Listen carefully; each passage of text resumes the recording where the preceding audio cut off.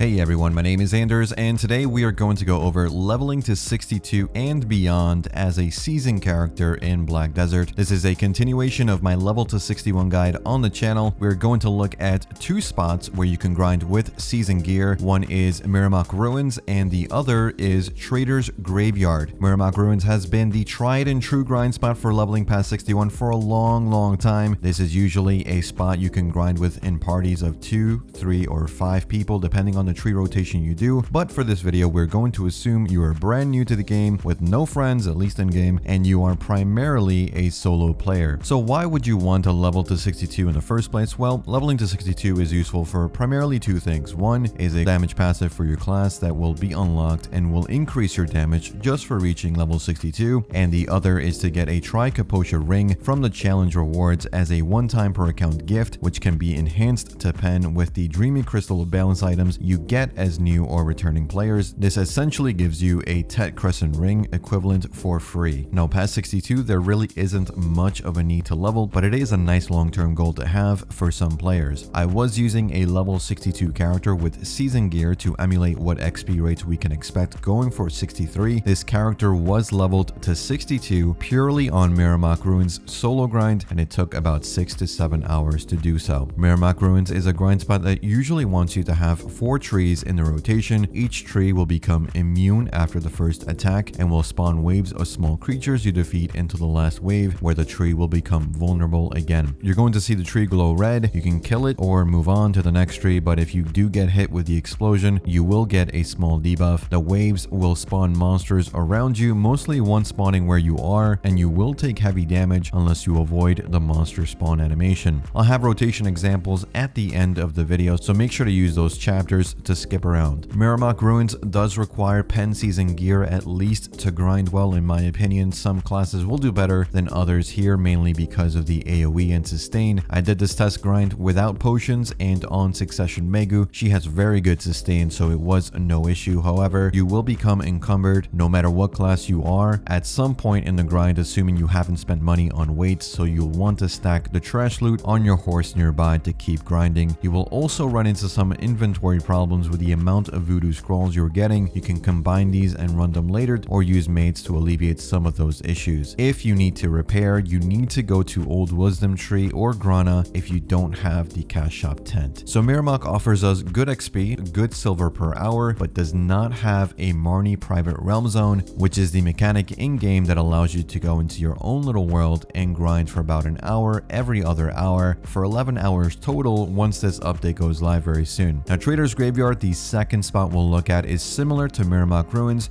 You attack a gravestone, spawns of enemies attack, but in this instance the enemies are trying to attack you and the gravestone. If the gravestone is killed, the enemies disappear and you need to move on to another gravestone. You need at least 2 gravestones to make a rotation, since eventually the first one will die sometime within the first hour of your grind. Traitor's Graveyard is a lot easier than Mirumok Ruins, a lot less gear requirement, but the monsters are also more spread out and they spawn at random places, so certain classes will do better than others. So Traitor's Graveyard offers less XP than Mirumok. It's still decent, but worse silver per hour than Mirumok, but will have Marnie Private Realm with the upcoming Marnie update, so there's that to consider. It is also very good for Caphras, but I think if you can grind to Mirumok, you are on average making more silver to compensate for the fewer amount of Caphras you get. Now this all changes depending on how well you grind at these areas and what classes you're on. For example, Awakening Valkyrie I feel would do much better with Traitor's Graveyard over Mirumok Ruins due to the nature of their spammable low-end grind. They just clear low-level monsters very quickly. With Succession Megu, Mirumok Ruins was much better because of our AoE, and the monsters having slightly more health meant we recovered more mana and health passively through our skills, so our sustain was very good. Needing to carry less potions means more weight capacity for trash loot and less trips to your horse to unload items. Now lastly, I don't recommend this, but I did try Elvia Orc Camp with season gear, and indeed if you can grind on season gear, grinding Elvia Orcs is the best XP and the best silver per hour. But of course, as a new player, it will be an extremely difficult grind, made even more difficult by the class you're playing. Succession Megu is one of the best classes here, so she can grind effectively despite us having season gear.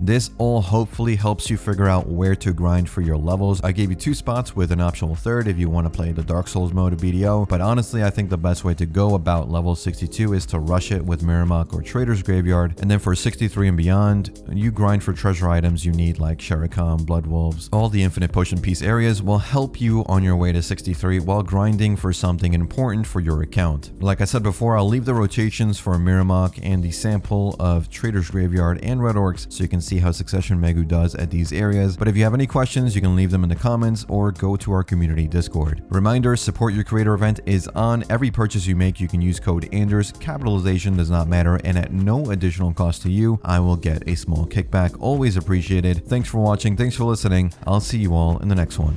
Take care.